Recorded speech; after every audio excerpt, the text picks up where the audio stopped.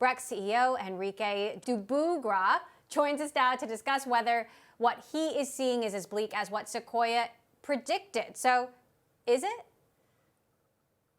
Thank you, Emily. So honestly, we thought it might be in March, April when the memo came out. I think at that point, no one knew what was going to happen with the world. And at least for the startup land, the recovery turned out to be faster than I think most of us imagined.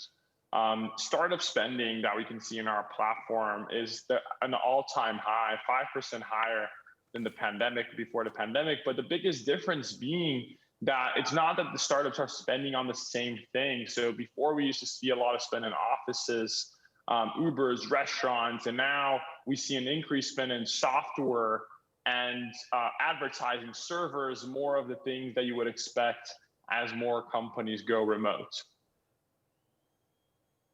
Now, your company went fully remote, as I understand it, earlier in the pandemic. You actually moved to LA, headquarters still in San Francisco.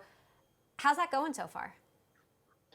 It's going really well. I think that honestly, it got much better after we actually announced that was going to go remote first for indefinitely, because I think a lot of our employee base started taking advantage of this new remote world. I think before we announced it, no one was willing to move to a larger house but further away from the office, or move to a different city, because we also announced that we weren't going to readjust pay for 4 years, even if you moved. And people started taking the advantage of that only after we announced the remote indefinitely, versus before it was in a limbo that no one knew what to do. So what happens in 4 years? Well, in 4 years, I think that the world will have changed a lot, and we get to revisit the decision based on how everything is going. It's too early to tell.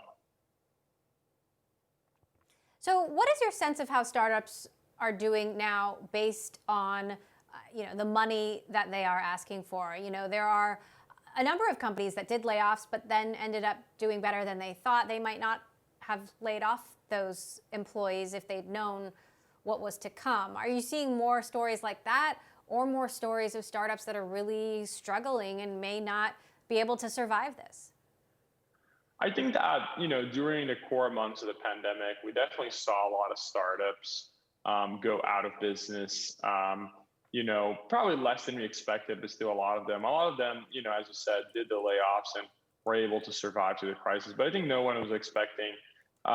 I don't know about the overall economy, but at least venture capital is the most aggressive I ever seen since I've been in Silicon Valley.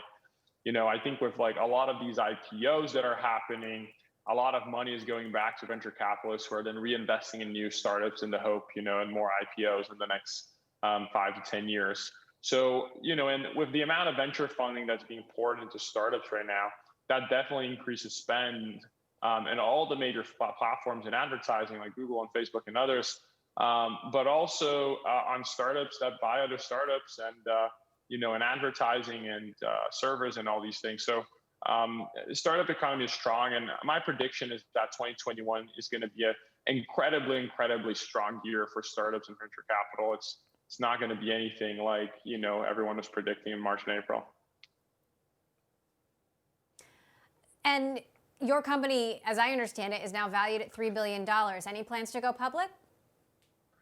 Look, no plan so far, even though Brex is valued at $3 billion, which is a valuation similar to some public companies. We are only 3.5 years old. We started the company in March 2017. We only launched in June 2018. So we still have a long way to go private. But, I think a lot of CEOs don't want to go public. Brex definitely wants to be a public company, but we're just not ready yet.